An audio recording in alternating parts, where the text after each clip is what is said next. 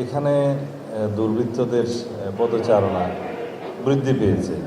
তাদের বিভিন্ন রকমের, যেহেতু আজকাল প্রযুক্তির সহযোগিতায় অনেক কিছুই সম্ভব, তাদের যোগাযোগ সমস্ত কিছু আগের ম্যানুয়াল থেকে এখন ডিজিটাল স্টাইলে চলে এসছে, কিন্তু আমাদেরকেও সেই হিসাবে ইকুইপড হতে হবে, প্রস্তুতি নিতে হবে। সেই জন্য কোস্টগার্ডের মতো একটা বাহিনীকে আরও বেশি উন্নত, সমৃদ্ধ এবং লজিস্টিক সহ অন্যান্য সাপোর্ট আমরা দেওয়ার জন্য আমাদের বাজেট সহায়তা সহ সব কিছুতে আমরা পরিবর্তন আনব।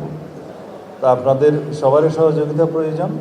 আপনাদের বিভিন্ন নিউজ, বিভিন্ন ইনফরমেশনের মধ্য দিয়ে আমরা আমাদের উপকূলবর্তী সহ দুর্গম পানিপথের যে সমস্ত অঞ্চল আছে সে সমস্ত জায়গায় আমরা জনগণের জন্য আমাদের সেবা উন্মুক্ত করতে পারবো বা সেবা দিতে পারবো। সেই জন্য সবারই সহযোগিতা প্রয়োজন। আমাদের দেশে এরকম কোনো তৎপরতা নেই।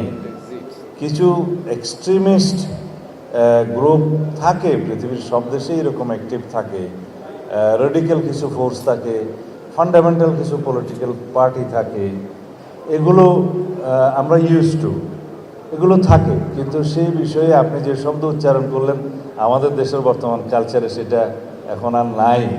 আগে সেই শব্দটা উচ্চারিত হতো ফেসিবাদী আমলের সময়। তারা নিজস্ব রাজনৈতিক ফায়দা হাসিলের জন্য এগুলোকে হাতিয়ার হিসাবে তারা ব্যবহার করত। বর্তমানে বাংলাদেশে সেগুলোর এক্সিস্টেন্স নেই। বাট যে ডিপ্লয়মেন্টটা হয়েছে 5 আগস্টের পরে আইন শৃঙ্খলাকে সমুন্নত রাখার জন্য, জনগণের নিরাপত্তার জন্য, সেটা অনেকাংশে এখন সীমিত এবং উইথড্রয়াল করা হয়েছে। এটা গ্র্যাজুয়ালি উইথড্রয়াল করা হচ্ছে। কৌশিকগিরি সেটা পুরোটাই উইথড্রয়াল হবে। তবে into civil power they will be always there.